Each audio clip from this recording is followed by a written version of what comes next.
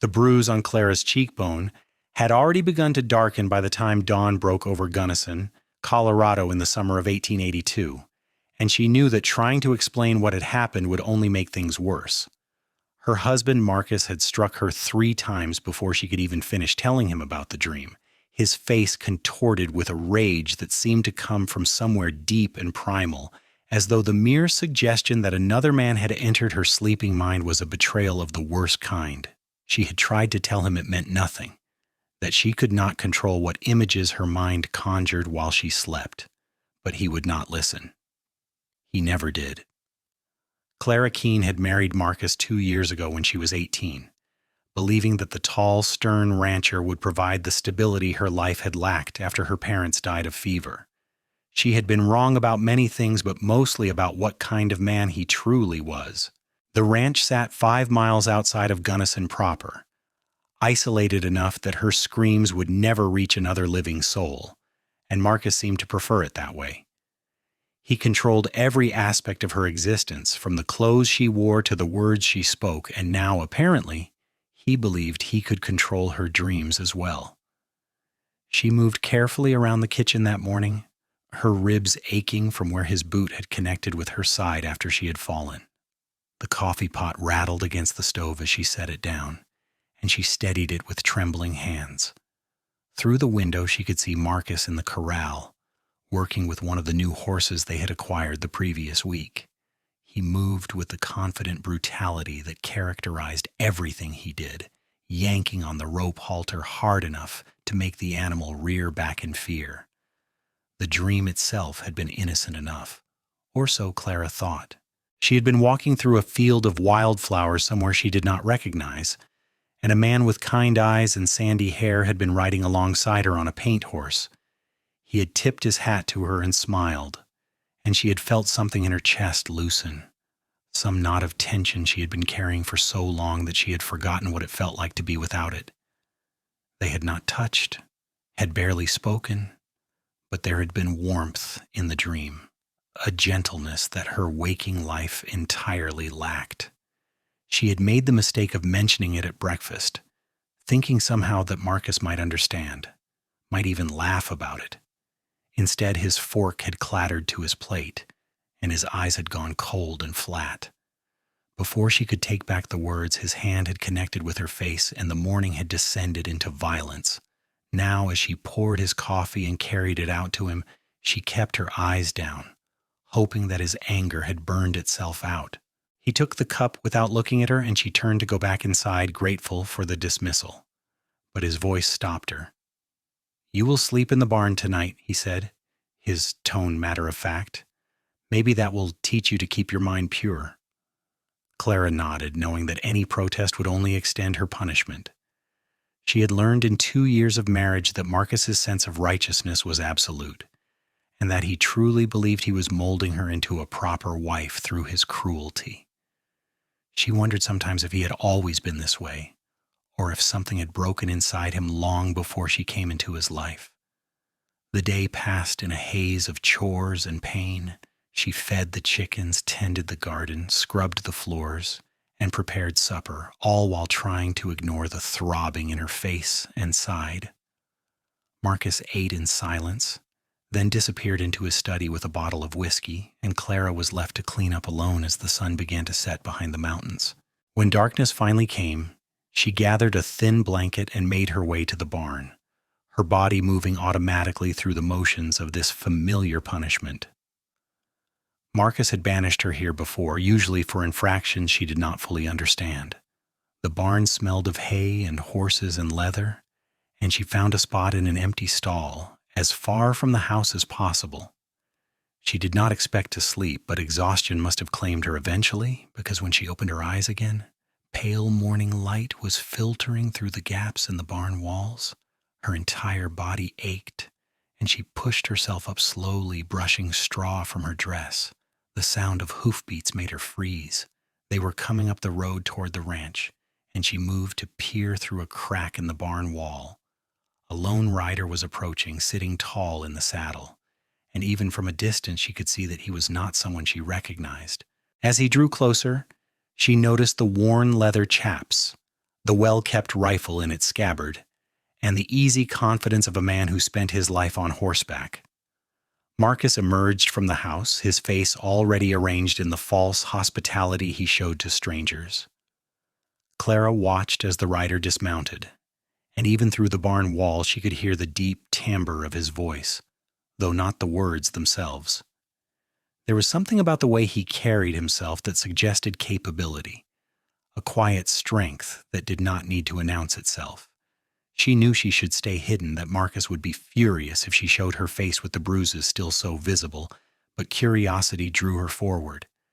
She eased open the barn door just enough to slip through, then moved closer to the house, keeping to the shadows. "Looking for work," the stranger was saying. "Heard in town you might need an extra hand for the season." Marcus's eyes narrowed. "Who told you that?" "Barkeep at the Silver Dollar. Said you had cattle to move before winter and were short on men." It was true. 2 of Marcus's ranch hands had quit the previous month, and he had been struggling to keep up with the work alone. Clara watched as her husband sized up the newcomer, clearly weighing his distrust against his need.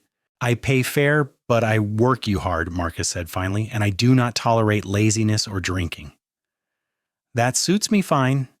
The stranger extended his hand. "Name is Wade Vance." Marcus shook it reluctantly. "Marcus Keene. My wife handles the cooking and laundry. You'll bunk in the old cabin by the creek. Stay away from her, understand?"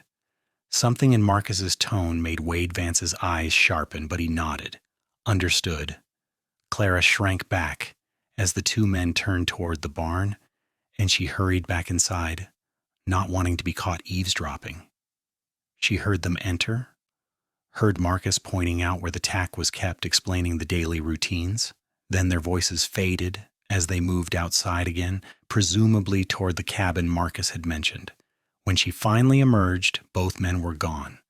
She made her way back to the house and began preparing breakfast, her mind turning over this new development. It had been so long since there had been anyone else on the ranch, anyone who might witness what happened within these walls. She did not know if that would make things better or worse. Wade Vance appeared at the kitchen door an hour later, hat in hand, his sandy hair slightly ruffled from the morning wind. Clara's breath caught as she looked at him properly for the first time. He was younger than she had initially thought, perhaps 25 or 26, with a strong jaw and eyes that were a startling shade of blue-gray. But it was the kindness in those eyes that made her heart stutter, because she suddenly realized who he was. He was the man from her dream. She must have made some small sound, because his expression shifted to concern. "Madam, are you all right?" Clara forced herself to nod, even though her pulse was racing. It was impossible, surely. She could not have dreamed about a real person she had never met. And yet here he stood, exactly as she had seen him, down to the way his hair fell across his forehead. "I am fine," she managed, "just startled. I did not hear you approach." He looked at her more carefully then, and she saw the exact moment he noticed the bruises. His whole body went still, and something dangerous flashed through his eyes before he controlled it. When he spoke again, his voice was carefully neutral. "Mr. Keene said you would have breakfast ready?" "Yes, please sit."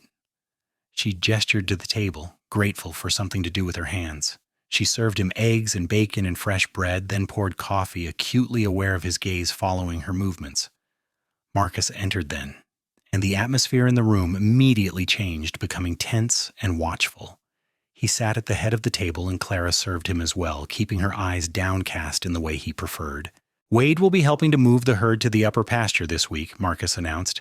"You will pack provisions for 3 days." Clara nodded, and the men began to eat. Wade's presence seemed to fill the small kitchen in a way that had nothing to do with his physical size, and she found herself hyper-aware of every movement he made. Several times she felt his eyes on her, but whenever she glanced up, he was looking elsewhere. When the meal was finished, Marcus stood abruptly. "Come on then, daylight is wasting." Wade rose as well, but he paused at the door. "Thank you for the meal, madam. It was excellent." The simple courtesy nearly undid her. Clara managed a small smile before Marcus's glare sent her scurrying to clear the table. The next 3 days passed in a blur of preparation and solitude. With both men gone to move the cattle, Clara had the ranch to herself for the first time in months. She should have relished the peace, but instead she found her thoughts returning again and again to Wade Vance, to the impossible coincidence of his appearance, to the way he had looked at her bruises with such barely contained fury. When the men returned on the 4th day, Marcus was in a foul mood. Apparently one of the cows had broken its leg and had to be put down, and he blamed Wade for not spotting the hazard in time. Clara could see that the accusation was unfair, that no one could have predicted such a thing, but Wade took the criticism in silence, his jaw tight. That night, after Marcus had gone to bed, Clara stepped out onto the porch to get some air. The summer heat had been oppressive all day and sleep seemed impossible. She did not expect to find Wade sitting on the corral fence, staring up at the stars, but there he was. She should have gone back inside, should have followed Marcus's orders and stayed away. Instead, she found herself walking toward him, drawn by something she did not want to examine too closely. "Evening," Wade said softly as she approached. He did not seem surprised to see her. "Evening," she replied. "I could not sleep." "Neither could I." He was quiet for a moment, then added, "This is beautiful country, but it can be lonely." Clara looked up at the vast expanse of stars, more than she could ever count. "Yes, lonely is a good word for it. Madam, I know it is not my place to ask, but those bruises, did he do that to you?" The directness of the question shocked her into honesty. "Yes." Wade's hands tightened on the fence rail. "Does it happen often?" "Often enough." She did not know why she was telling him this, only that the words seemed to come of their own accord. "He thinks he is teaching me to be a better wife."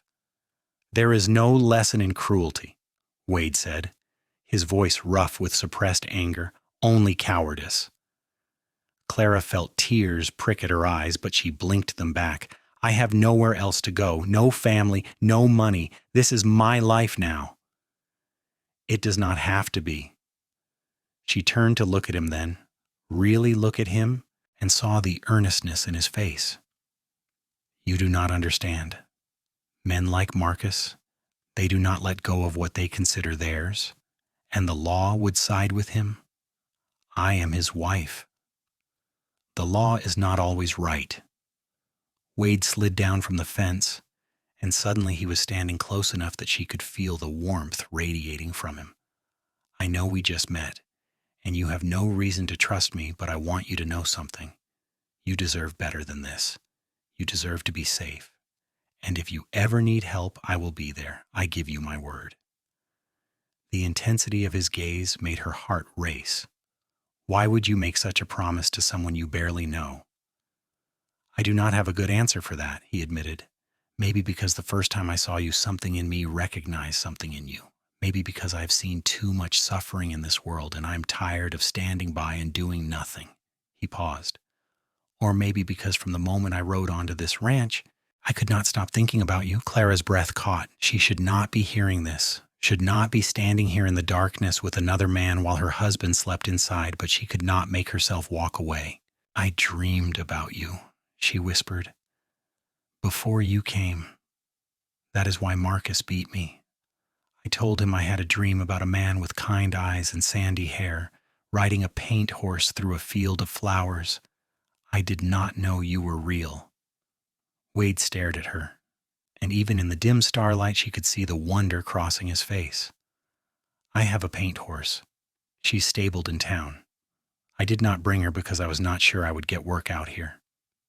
They stood there, suspended in the impossibility of the moment, until a sound from the house made Clara jerk back to reality. "I have to go. If he wakes and finds me gone, it will be bad." "Clara, wait."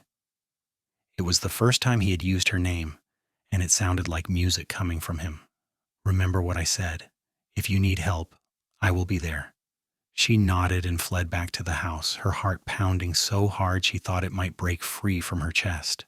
She slipped into bed beside Marcus, who stirred but did not wake, and lay there in the darkness trying to make sense of everything she was feeling. The summer days grew longer and hotter, and the tension on the ranch grew with them.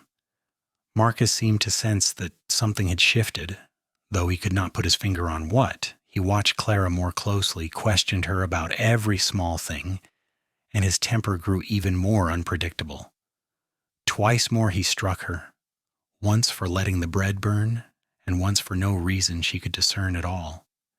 And through it all, Wade worked alongside Marcus, biding his time, watching and waiting. He and Clara rarely spoke directly, but they had developed a language of glances and small gestures, tiny moments of connection that sustained her through the worst days. He would leave wildflowers on the kitchen windowsill when Marcus was not looking. She would make sure his favorite foods appeared at dinner. It was dangerous and foolish and utterly necessary. One evening in late August, Marcus announced that he had to go into town the next day to meet with a cattle buyer and would be gone overnight. Clara felt both relief and anxiety at the news. Relief because she would have a reprieve from his presence, anxiety because being alone with Wade felt like standing at the edge of a cliff, knowing that one wrong step could send her tumbling into an abyss. Marcus left at dawn, and Clara threw herself into her chores with nervous energy. She cleaned the entire house, worked in the garden, baked enough bread to last a week, anything to keep her hands and mind occupied. Wade found her in the garden that afternoon, kneeling among the tomato plants, her dress dusty and her hair escaping from its pins. "You're going to work yourself into exhaustion," he said gently. "I need to stay busy," she replied, not looking up. "Clara?" He crouched down beside her. "Talk to me, please." She sat back on her heels, defeat washing over her. "What is there to say? I am trapped in a marriage to a man who sees me as property. You and I, whatever this is between us, it cannot go anywhere. Even entertaining the thought is dangerous. What if you left him? I told you already I have nowhere to go. And he would come after me. Marcus does not accept defeat in any form." Wade was quiet for a long moment. "What if you had somewhere to go? What if you had protection?" "There is nowhere far enough, no protection strong enough." But even as she said it, she felt a small flutter of hope in her chest. "I have a sister in Denver," Wade said. "She runs a boarding house there. She would take you in, no questions asked, and Denver is big enough that Marcus would have a hard time finding you." Clara looked at him, really looked at him, and saw that he was completely serious. "You have thought about this?" "I have thought about little else for weeks." He reached out and gently tucked a strand of hair behind her ear, and the tenderness of the gesture made her want to weep. "I know this is moving fast.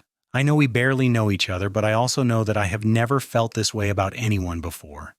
And I know that every day you stay here, you are in danger. If I leave with you, Marcus will hunt us both down. He will not stop until we are dead. Then we make sure he cannot find us." Wade's voice was steady, certain.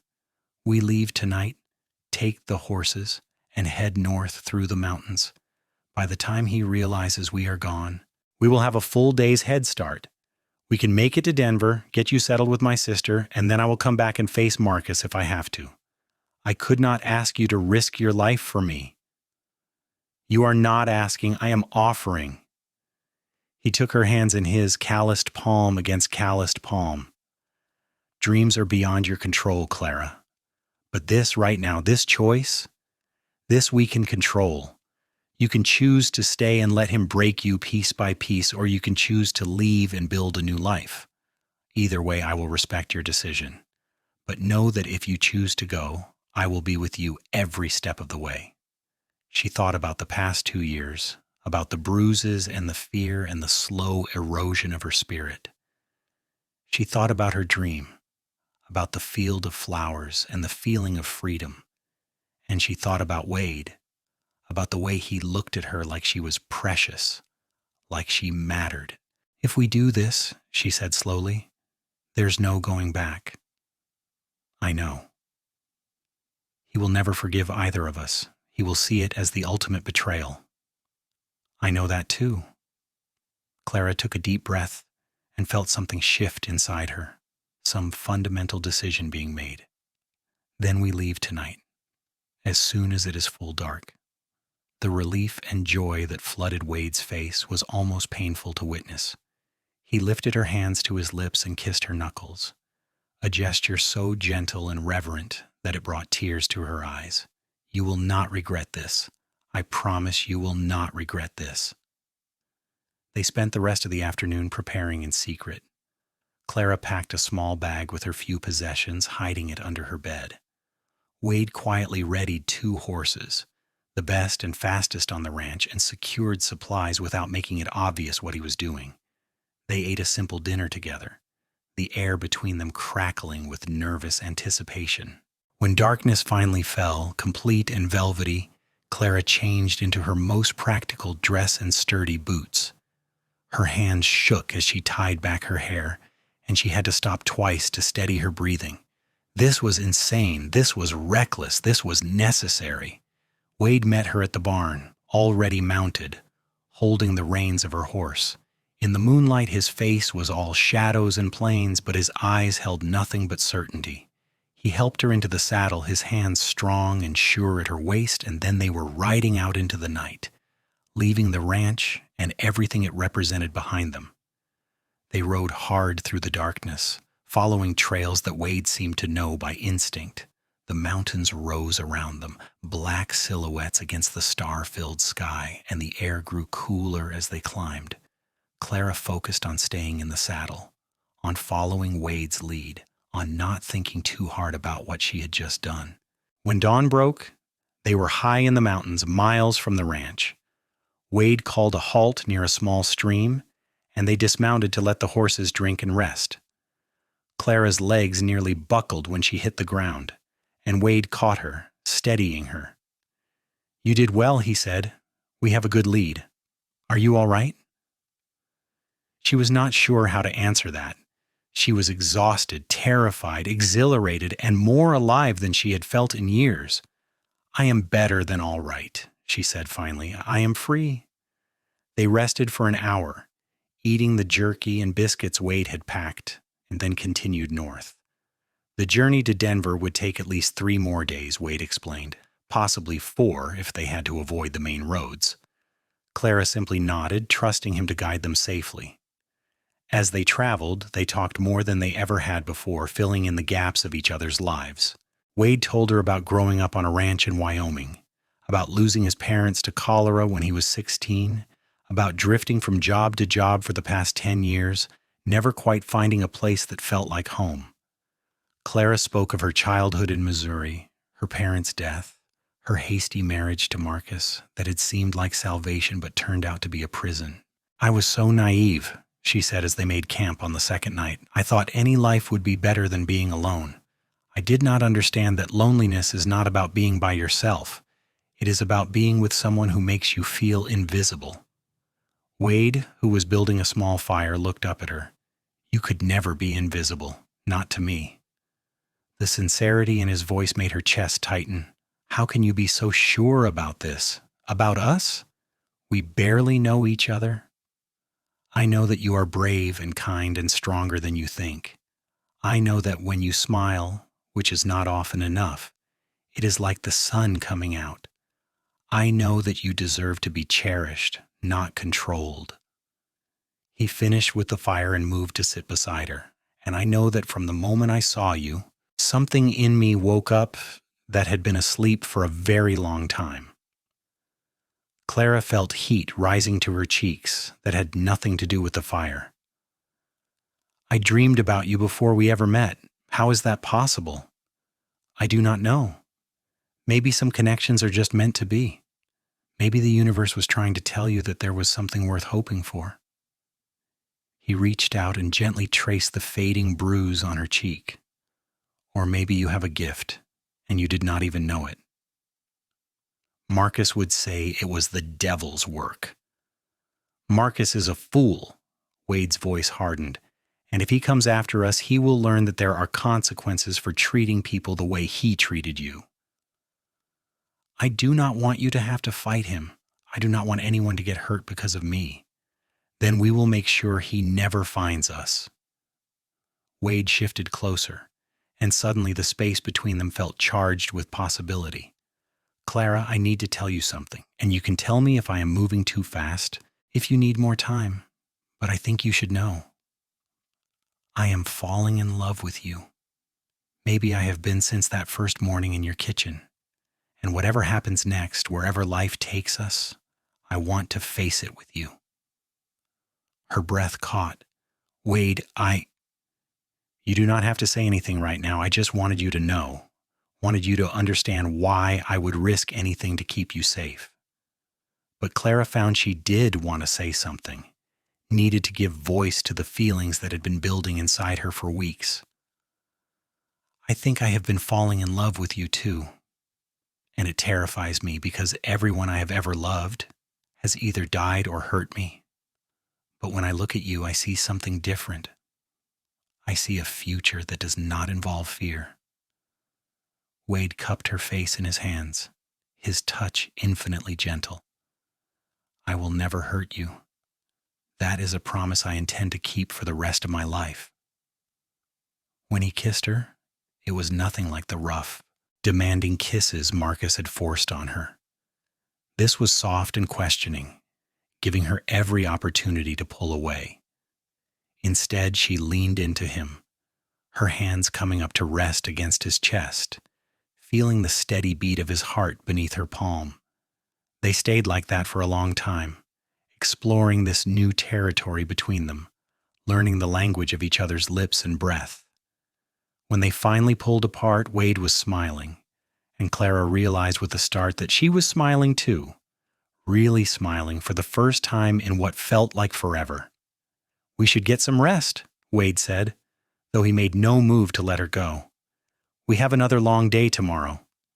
They laid out their bedrolls near the fire, close enough that Clara could feel Wade's warmth beside her. She fell asleep listening to the crackling of the flames and the steady rhythm of his breathing, and felt safer than she had in years. The third day of their journey dawned clear and bright, and they made good progress through the mountain passes. By late afternoon, they were descending toward the flatter land that would lead them to Denver. Wade's mood was light, optimistic, and some of his confidence rubbed off on Clara. But as they stopped to water the horses at a creek, Wade suddenly went still, his head cocked as though listening for something. Do you hear that? Clara strained to listen and caught the faint sound of hoofbeats in the distance. Her blood went cold. Is it him? I do not know. Could be anyone, but we should not take chances. Wade was already helping her back into the saddle. There is a mining camp about 5 miles east of here. We can lose ourselves there for a bit. See if whoever is behind us passes by. They rode hard for the mining camp, pushing the horses as fast as they dared on the rough terrain. The camp, when they reached it, was a ramshackle collection of tents and crude wooden buildings clinging to the side of a mountain. Miners moved about their business, paying little attention to 2 more travelers passing through. Wade found a livery where they could stable the horses and paid the attendant to keep quiet about their presence. Then they made their way to a small boarding house on the edge of camp, where a weary-looking woman agreed to rent them a room for the night. The room was tiny, barely big enough for the narrow bed and small washstand, but it had a lock on the door and a window that overlooked the main street. Wade positioned himself where he could watch for any sign of pursuit while Clara collapsed onto the bed, exhaustion finally catching up with her. Try to rest, Wade said quietly. I will keep watch. You need rest too. I will rest when I know we're safe. Clara wanted to argue, but her body was too tired to comply. She drifted into an uneasy sleep, her dreams full of pounding hoofbeats and Marcus's angry face. She woke to find the room dark, and Wade still sitting by the window silhouetted against the faint light from outside. What time is it? She asked groggily. Near midnight. I did not mean to wake you. She pushed herself up and moved to join him by the window. Did you see anyone? No, but I have a bad feeling. He looked at her, and even in the darkness she could see the tension in his face. I think we should leave before dawn. Get to Denver as fast as we can and get you safely to my sister's place.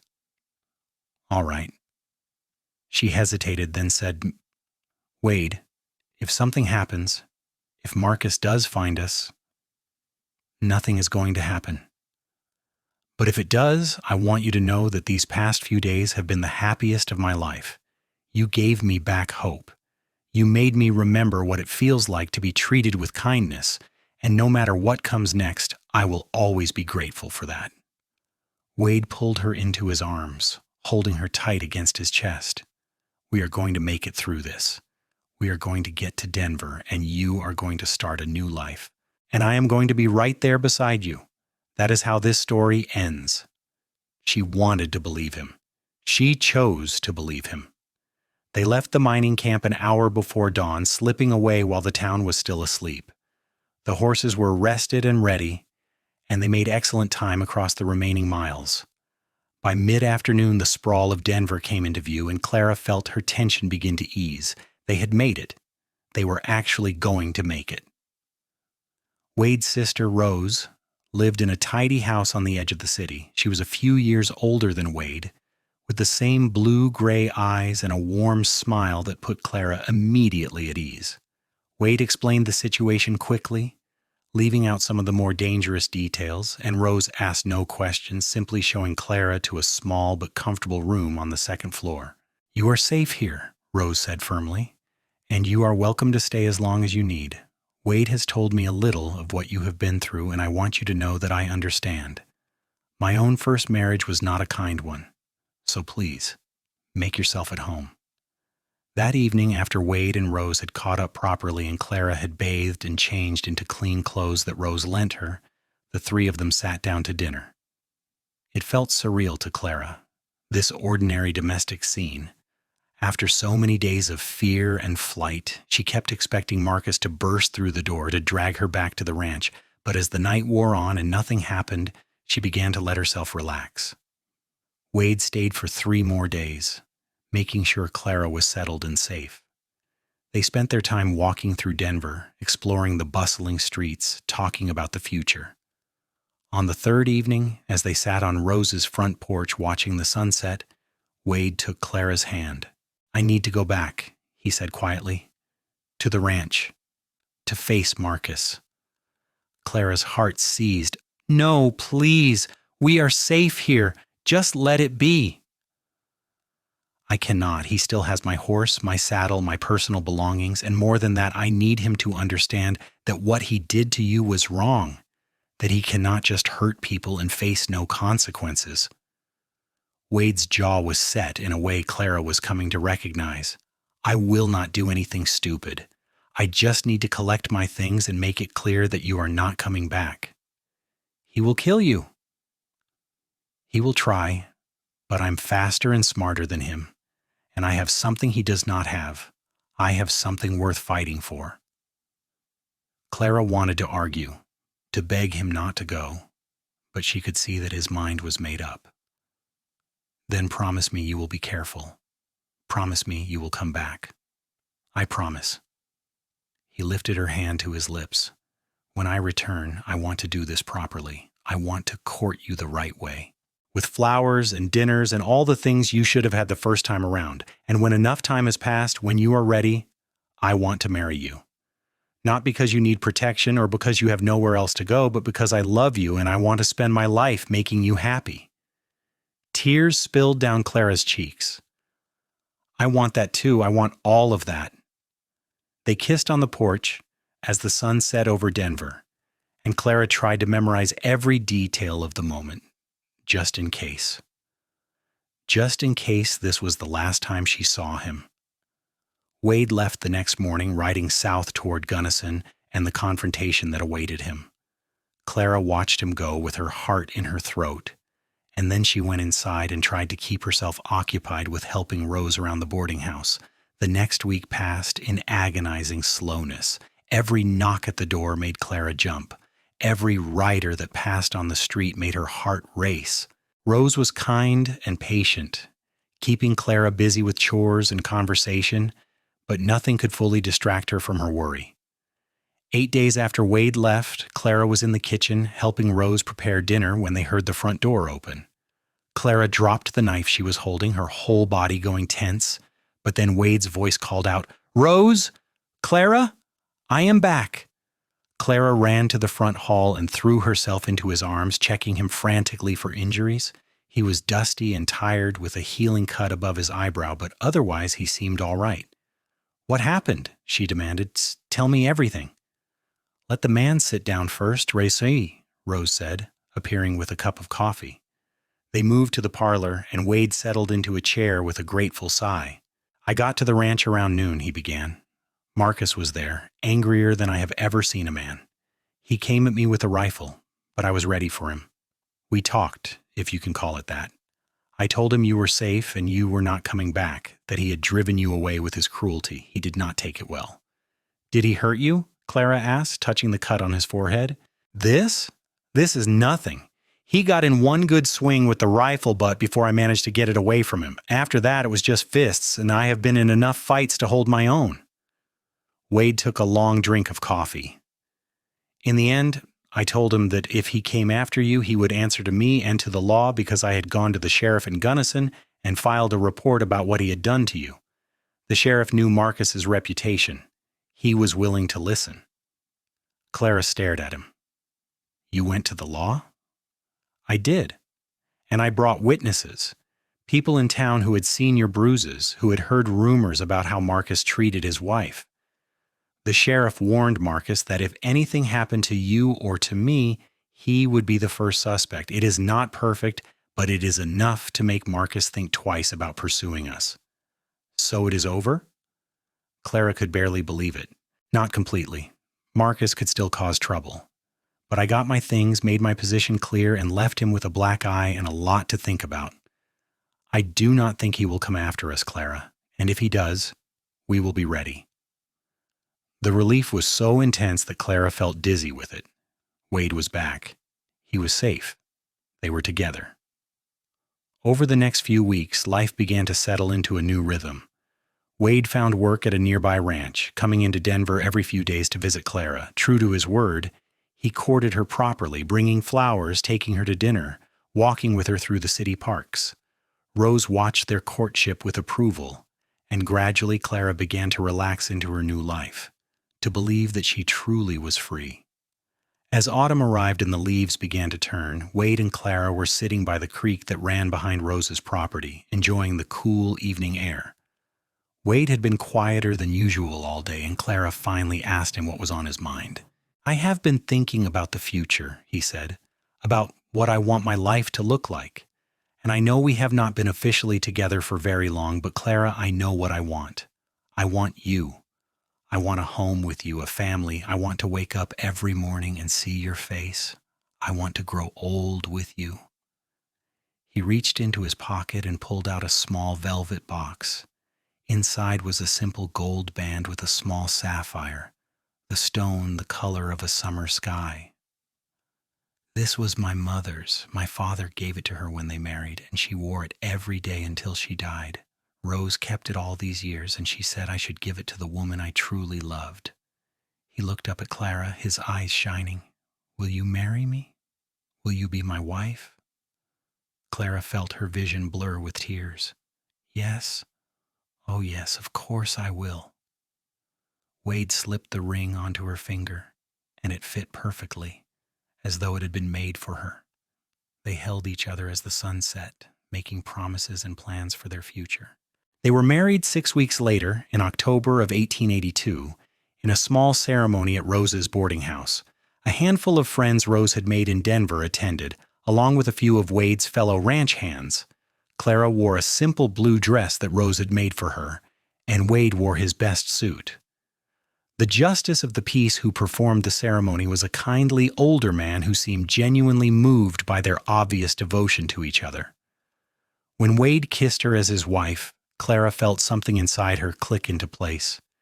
This was what marriage was supposed to feel like: safe, joyful, right.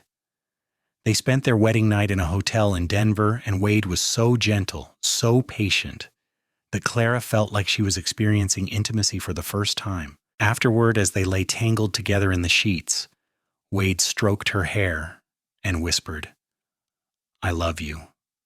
I will love you for the rest of my life." "And I love you," Clara replied. "Thank you for saving me. Thank you for showing me what real love looks like." "You saved yourself," Wade said. "You were the one brave enough to leave, to take that leap. I just had the privilege of being there to catch you." They stayed in Denver through the winter, Wade working and saving money while Clara helped Rose at the boarding house. When spring came, they had enough saved to put a down payment on a small piece of land about 20 miles outside the city. Good grazing land with a creek running through it and a view of the mountains that took Clara's breath away. They built a modest house together, working side by side, and by summer they were able to move in. Wade had acquired a small herd of cattle, and Clara started a garden that flourished in the rich soil. It was hard work, but it was their work, their life, built on mutual respect and love. One evening in late July, as they sat on their porch watching the sunset, Wade noticed that Clara had been unusually quiet all day. "Is everything all right?" he asked. She turned to him with a shy smile. "I am with child. I was not certain, but the doctor in Denver confirmed it today." The joy that flooded Wade's face was incandescent. He picked her up and spun her around, laughing, then set her down carefully as though suddenly afraid she might break. "A baby? We are going to have a baby?" "In February, the doctor thinks. Are you happy?" "Happy does not even begin to cover it." He pulled her close, his hand resting gently on her still flat stomach. "I love you so much. Both of you." The pregnancy progressed smoothly, and as Clara's belly grew, so did their excitement. Wade became almost comically protective, insisting she rest frequently and take no risks. Clara found his concern endearing, even when it became a bit overbearing. Their son was born on a cold February morning in 1884, after a long but uncomplicated labor. Wade was there throughout, holding Clara's hand, whispering encouragement.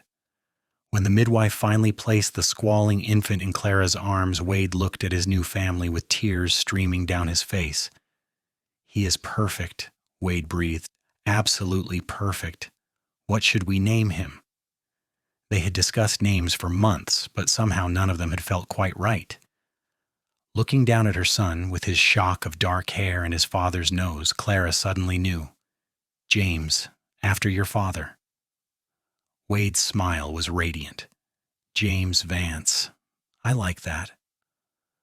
Life with a new baby was exhausting and messy and wonderful. Wade proved to be a devoted father, walking the floor with James when he cried at night, changing diapers without complaint, singing off-key lullabies that made Clara laugh. Their little ranch thrived, and slowly they built a life of comfort and contentment. When James was 2, Clara became pregnant again, and this time they had a daughter they named Emily. Then, 3 years later, another boy they called Daniel. Their house was filled with noise and laughter and love, everything Clara had dreamed of but never thought she would have. Over the years, they heard occasional news from Gunnison. Marcus had eventually remarried, a young woman from a neighboring ranch, and according to reports, he had not changed his ways. Clara felt sadness for his new wife, but also gratitude that she had escaped when she did. She and Wade never went back to Gunnison. There was no need. Their life was in Denver now, surrounded by friends and family and the children they were raising together. Rose remained a constant presence, doting on her nieces and nephews, helping out whenever she was needed. On their 10th wedding anniversary, Wade surprised Clara with a trip into the mountains, just the two of them, leaving the children with Rose for a few days. They rode up into the high country, following trails that reminded Clara of their desperate flight all those years ago. On the second day, they came to a meadow filled with wildflowers, and Clara pulled her horse to a stop, her breath catching. "Wade, this is it. This is the place from my dream." Wade looked around, and recognition dawned in his eyes. "So it is." They dismounted and walked through the flowers hand in hand, and Clara felt like her life had come full circle. That dream had been the beginning of everything, the first hint that there was something more waiting for her if only she was brave enough to reach for it. "Do you ever wonder what would have happened if I had not come to the ranch that day?" Wade asked. "Sometimes, But I try not to dwell on it. The past is past. What matters is what we have now. She turned to face him, reaching up to touch his face. After 10 years of marriage, 3 children, countless hardships and joys, he was still the most handsome man she had ever seen. More than that, he was still the kindest, the most loving. You told me once that dreams are beyond your control, but you also showed me that we can control our choices, our actions. We can choose to be brave. We can choose to love. And I choose you, Wade Vance. Every day for the rest of my life, I choose you. Wade kissed her there in the meadow, surrounded by wildflowers and mountains and endless sky. And Clara thought about how far she had come from that scared, beaten woman in Marcus's kitchen. She had been broken, yes, but she had also been brave. And that bravery had led her here, to this man, to this life, to this profound and abiding happiness. They stayed in the meadow until sunset, talking and laughing and making love under the open sky. When they finally rode back to camp, Clara felt more at peace than she ever had before. Her past no longer haunted her. It had simply become part of her story, the difficult chapters that made the happy ending all the sweeter. The years continued to pass, each one bringing new challenges and joys. James grew into a serious, thoughtful young man who loved working with the cattle. Emily was bright and spirited, with her mother's determination and her father's kindness. Daniel, the youngest, was a dreamer who spent hours exploring the creek and the woods, always coming home with pockets full of interesting rocks and feathers. Wade and Clara's love never diminished. If anything, it grew deeper with time, tempered by the challenges they faced together and strengthened by the life they built. They had hard years, when drought threatened their herd or when illness swept through the family. But they always faced everything as a team, supporting each other, never letting the difficulties drive a wedge between them. When Clara was 45 and Wade was 52, they became grandparents for the first time. James married a lovely young woman named Sarah, and they had a daughter they named Clara, after her grandmother. Holding that tiny baby in her arms, Clara marveled at the turns her life had taken, at the family that had sprung from one moment of courage in a barn so many years ago. Rose lived to be 73, passing peacefully in her sleep surrounded by family. At her funeral, Wade spoke about how she had always been there for him, how she had taken in Clara without question, how she had been the foundation on which their family was built. Clara wept for the sister-in-law who had become a true sister, grateful for every moment they had shared. Emily married a lawyer from Denver and moved into the city, where she became involved in the women's suffrage movement, fighting for the rights of women like her mother had once been, trapped and voiceless. Daniel eventually became a teacher, dedicating his life to educating children in the smaller communities outside Denver. As Wade and Clara grew older, they spent more time sitting on their porch, watching the sunset, reminiscing about the years that had passed. Wade's hair had gone silver, and Clara had lines around her eyes from years of laughter and sunshine. But to each other, they were still the young people who had fled into the mountains together, still deeply and irrevocably in love. One summer evening, when Clara was 62 and Wade was 69, they sat together as they had done thousands of times before. Wade's health had been declining slowly, his heart not as strong as it once was, but his mind was still sharp and his love for Clara still burned bright. "Do you remember the night we left the ranch?" Wade asked suddenly, "when we rode away in the dark?" "I remember everything about those days," Clara said, taking his hand. "I remember being terrified and exhilarated all at once. I remember feeling like I was finally taking control of my own life." "I knew that night that I would love you forever," Wade said. "I know I had only known you a few weeks, but I knew. Some things you just know. Like when I dreamed about you before we met. I think my soul recognized yours even before my mind understood what was happening." Clara leaned her head on his shoulder. "We have had a good life, have we not?" "The best life. Better than I ever imagined possible." Wade was quiet for a moment. "Clara, if something happens to me, I want you to know that these years with you have been the greatest gift. You made me whole. You gave me purpose, and I have never, not for one single day, regretted riding onto that ranch and finding you." "Nothing is going to happen to you," Clara said, but there was a tremor in her voice. She was not naive. She knew that Wade was growing frailer, that their time together was not infinite. "We are not promised tomorrow," Wade said gently, "but that is all right because we have had today and all the yesterdays before it, and that is more than most people ever get." They sat in comfortable silence as the sun dipped below the horizon, painting the sky in shades of orange and pink and purple. Clara memorized the feel of Wade's hand in hers, the warmth of his body beside her, the sound of his breathing. She had learned long ago not to take any moment for granted. Wade lived for 3 more years, long enough to meet 2 more grandchildren and to see Emily's work with the suffrage movement begin to bear fruit.